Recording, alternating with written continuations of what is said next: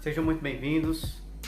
Quero lhes saudar com a graça e a paz do Senhor Jesus e trazer aqui algumas informações a todos aqueles que têm nos acompanhado, a todos os nossos irmãos em Cristo Jesus, a todos os nossos amigos, a importância de nós acompanharmos os processos que o nosso país e também, por que não dizer, os processos que têm acontecido no mundo. É bem verdade que nós estamos passando pelo momento que traz-nos um alerta, né? Um alerta, a verdade é essa, traz-nos um alerta. E dentro desse alerta, eu quero citar aqui dois versículos. Um que se encontra em Eclesiastes capítulo 1, versículo 2, que diz: vaidade de vaidade, diz o pregador, vaidade de vaidade, tudo é vaidade. E a segunda referência em Filipenses 3:20, que o apóstolo São Paulo diz que a nossa pátria está nos céus, de onde nós aguardamos o nosso Salvador, Jesus Cristo. Dito isto, meus amados irmãos, eu trago algumas informações aqui para vocês de um vídeo que inclusive está publicado no canal Centro do Mundo, no canal do YouTube, e em que o entrevistado, né, o senhor José Genuíno, ele vai fazer algumas declarações. Inclusive, quem está o entrevistando, a entrevistadora, vai alencar algumas indagações, e essas indagações requerem respostas. E uma indagação que, no meu ponto de vista, é muito complicado, e também a resposta requer uma resposta mais complicada ainda. Segundo o senhor José Genuíno, é necessário fazer uma reforma agrária no céu e fazer uma reforma agrária na terra. O que é reforma? O que significa reforma? Mudança. Por que ele disse mudança? Por que ele falou reforma agrária no céu, no caso mudança no céu, e reforma agrária na terra, ou seja, uma mudança na terra? Porque segundo a entrevistadora, a igreja se tornou um quinto poder. A igreja ela precisa ser tributada, e a igreja ela se tornou um palco político, e as pessoas ganharam voz nesse palco político e querendo colocar para escanteio a igreja, que a igreja fique apenas no campo espiritual, religioso, e que no entendimento deles a igreja ela influenciou muitas pessoas. A igreja influencia, e eu digo, sempre para o lado positivo e para o lado da verdade. O que ele quer dizer com reforma agrária? Ele quer dizer que ele diz que precisa, a política precisa retornar à base, e dentro desse retornar à base é necessário provocar mudanças, não mais nas cúpulas, pastores que estão na mídia, pastores conhecidos, mas e na base, nas classes mais humildes que frequentam, e nas igrejas de periferia, nas igrejas mais humildes. O que eu entendo com essa fala do senhor José Genuíno é que ele entende que as igrejas de bairros, de periferias, são pessoas mais fáceis de ser manipuladas, pessoas mais fáceis de ser controladas e de ser seduzidas pela falácia, pelas mentiras que eles têm colocado. Digo a vocês, a igreja, esteja ela num bairro periférico ou num bairro nobre, as pessoas não são massa de manobra de seu ninguém. As pessoas elas usam raciocínio, sabem interpretar, sabem perguntar e querem resposta. Então a igreja ela não é um palco político ou uma ágora de discussões e pensamentos políticos, ou uma ágora de discussões em que as pessoas vão se ater e se deter, e dentro dessa detenção de pensamento no imaginário comum, pensar que é a política que vai trazer a mudança, a transformação, a restauração, a cura, o renovo e a salvação para a sociedade. Inclusive, isso é um ponto da teologia da libertação. E nós não acreditamos aqui. Inclusive, estou preparando um estudo sobre essa questão da teologia da libertação para trazer aqui esse conteúdo para nosso conhecimento.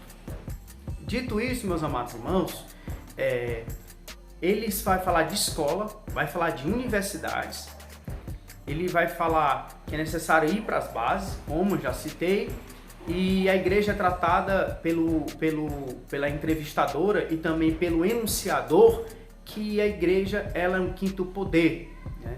E é meio complicado isso. E eu não quero aqui me prolongar, mas eu quero que você se atente agora ao que esse vídeo ele vai trazer. Assista esse vídeo até o final e tome suas conclusões. O que eu vou pedir a você? Cristão, evangélico, católico, espírita, você que ama a família, passe mais tempo com sua família, passe mais tempo com seus filhos. O que eu vou lhe pedir também? Compartilhe o máximo que você puder esse vídeo.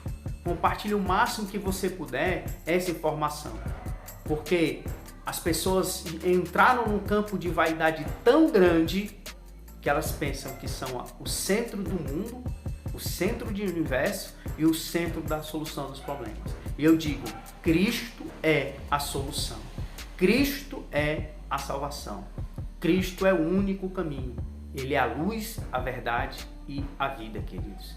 Então, precisamos mais do que nunca alertar nossos irmãos em Cristo Jesus. Você que é líder de jovens, você que é líder de mulheres, você que é ministro de louvor, você que é obreiro, você que é professor de escola bíblica, você que é pastor, você que é pastor presidente de ministério, compartilhe esse vídeo e traga o conhecimento para o povo. Deixo aqui meu agradecimento em nome do Senhor Jesus.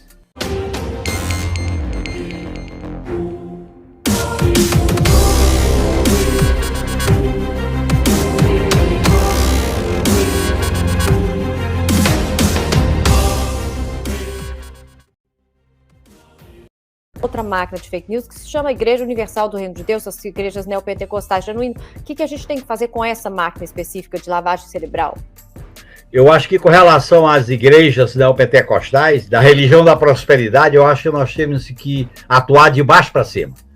Não fazer o erro que nós fizemos quando governamos, que foi se relacionar com as cúpulas. Nós temos que nos relacionar com a base, com as pessoas que procuram as igrejas, com os pastores da base, com as pessoas que estão no bairro, nas comunidades. Não é com o bispo Edir Macedo, não é com Feliciano, não é com Malafé que nós vamos estabelecer uma relação institucional. É de baixo para cima, no meu modo de entender, para fazer a disputa. Você sabe, Sara, que após a derrota do fascismo na Itália, o grande Gramsci propôs ao Partido Comunista para criar células e centro de estudo onde tivesse uma igreja católica. Foi isso que fez com que o PC italiano fosse o partido de maior extração popular da história da Europa. Porque você tem que criar centro de cultura, centro de relações políticas, centro de debates, centro de convivência. Porque muitas vezes a igreja é o único espaço para as pessoas reclamarem, se autoalimentarem, revelar sua identidade, seus problemas. Nós temos que enfrentar esse novo desafio da religião da prosperidade. E aí vai exigir um debate importante, porque essa religião da prosperidade é a tríplice aliança do terço, da arma e do capital. Agora, você falou aí sobre os evangélicos, mas eles também não vão desaparecer. O que você acha que tem que ser o approach da esquerda com essa questão dos evangélicos, que são milhões e continuam nas mãos de pastores, muitos deles picaretas de extrema-direita? Como é que faz? Além do que eu já falei, eu quero acrescentar. Nós não podemos ter ilusão. Governar o Brasil pós o que aconteceu a partir de 2016 não é um céu azul, não é através de conciliação, é através de conflitos democráticos. Da disputa democrática que é diferente de guerra, porque eles fazem guerra. Mataram 3 companheiros do PT nessa campanha eleitoral, atingiram várias pessoas com violência, e eles continuam pregando a violência, porque a arma e a violência é a última instância dos protofascistas. Então nós vamos ter que saber como enfrentar, porque é a primeira vez que a esquerda vai enfrentar uma direita que tem base social de massa. Eles tiraram a tampa do porão, e esse porão botou a cabeça para fora e tem voz e vez. E ele vai ter neles essa voz e vez. Por isso que eu acho que nós vamos ter que fazer mudanças importantes. Então eu acho que nós vamos ter que praticamente recriar as visões de regime democrático, a própria conceito de nação, essa visão de pátria. Pátria vem de pai, vem de uma autoridade centrada. Eu discuto o conceito de nação, que é a comunidade de destinos. Nação, estamos todos dentro dela. O povo originário, o negro, o pardo, o branco, o indígena, a mulher, todos estão. A comunidade LGBTQIA+, é uma comunidade de destinos, dentro da pluralidade e da diversidade. Nós vamos ter que reconstruir coisas a partir do zero. Por quê? Porque a destruição que foi muito forte, a destruição foi muito profunda, foi na essência. Isso mexeu com as pessoas de maneira indelével, e nós vamos ter que desbancar, nós vamos ter que desacralizar uma tarefa gigantesca. Por exemplo, o debate dentro das universidades, o debate nas escolas, o debate nas instituições sociais. Nós vamos ter que fazer com que um país que, como em outras épocas da história, faça um reencontro com as suas identidades. Porque nós ficamos um país de supremacia branca e racista. Nós vamos ter que quebrar com isso. Então, eu acho que as próprias instituições, como PGR, Polícia Federal, Forças Armadas, AGU, CGU, têm que passar por uma democratização de controle público. Não pode ser essa autocracia burocrática do autoritarismo oligopolizado. Então, eu acho que são coisas que a gente tem que fazer daqui para frente. Tem muita coisa a ser feita. Eu acho que nós vamos iniciar um processo, não é de uma vez. Nós vamos iniciar um processo. Perfeito. Não, eu acho que essas pessoas saíram realmente das sombras. Do armário. Saiu do armário, estava na tumba. Para tomar as instituições, para violar as nossas liberdades, para fazer da gente... Eu vou te falar, eu nunca vi o Brasil tão mal igual esses últimos 7 anos. Inclusive, eles estavam mal, só que eles põem a culpa nessa sede de violência e ódio deles em outra pessoa. Mas está dentro deles esse mal-estar. Eles conseguiram produzir um mal-estar geral na sociedade. É isso que produz. Disso não sai nada além de ódio e mal-estar. Né? É genuíno, assim, eu acho que essa questão da igreja não teria que ser regulada, eles não teriam que estar pagando impostos, eles não teriam que ter algum tipo de restrição. Como que você vê isso, para além de trabalhar com as bases? Nós temos um problema que eles são um quinto poder, uma instituição, tem até território. Nós temos que tratar institucionalmente esse problema, agora com muita habilidade para que eles não coloquem que a gente está perseguindo as igrejas. Nós vamos ter que fazer isso de maneira bem equilibrada. Isso não pode começar com eles, tem que começar, por exemplo, mudando o sistema tributário, porque não são só as igrejas que não pagam imposto no Brasil. Os meios de comunicação, você sabe disso. As isenções. As isenções, os papéis, o papel, rádio. Tem que fazer uma reforma agrária no ar para depois chegar na terra. E ao chegar na terra, nós vamos ter que colocar isso num conjunto mais amplo, porque senão eles vão dizer que a gente está perseguindo as igrejas e vira uma guerra santa. O que esse pessoal quer é fazer o maniqueísmo da guerra santa. Portanto, nós temos que ter cuidado. Eu acho que aí vai exigir uma habilidade muito grande para que nós possamos fazer isso. Agora, tem uma coisa. Eu acho que a partir do momento que o Brasil está vivendo, com as melhorias das condições de vida do povo, nós também vamos criando uma massa crítica a esse fundamentalismo, a essas figuras toscas, a essas figuras fundamentalistas.